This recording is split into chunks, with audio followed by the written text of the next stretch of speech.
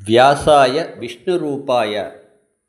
వ్యాసుడు శ్రీమన్నారాయణుని యొక్క అవతారం. సర్వమానవాళికి గురువు వ్యాసుడే.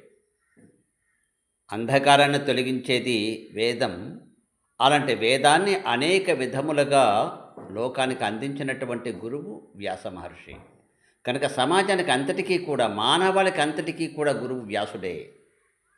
వ్యాసుని యొక్క, గురువు యొక్క అనుగ్రహం ఉంటేనే భగవద్ అనుగ్రహం లభిస్తుంది. వ్యాసుడు నారాయణుడే కనుక వ్యాసుని అనుగ్రహం ఉంటేనే భగవద్ అనుగ్రహం లభిస్తుంది. వేదము కూడా మనని అంగీకరిస్తుంది. కనుక మనం వైదికులం అనిపించుకోవాలి అంటే, భారతీయులం అనిపించుకోవాలంటే వ్యాసుడిని పూజించాలి. అదే మన సనాతన ధర్మం. గురు పూర్ణిమ నాడైనా కనీసం వ్యాసుడినే పూజించాలి. అంతేగాని గురు పూర్ణిమ నాడు మా ఇష్టమైనటువంటి ఎవరినో పూజిస్తాం, ఆయన గురువు ఈయన గురువు అనుకుంటే శ్రీరామనవమి నాడు మనం ఎవరినో పూజించినట్లుగా ఉంటుంది. అలా చేస్తామా? కనుక ఆలోచించండి. వ్యాస పూర్ణిమ నాడు వ్యాసుడినే పూజించాలి.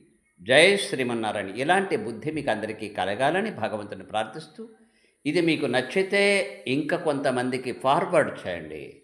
జై శ్రీమన్నారాయణ.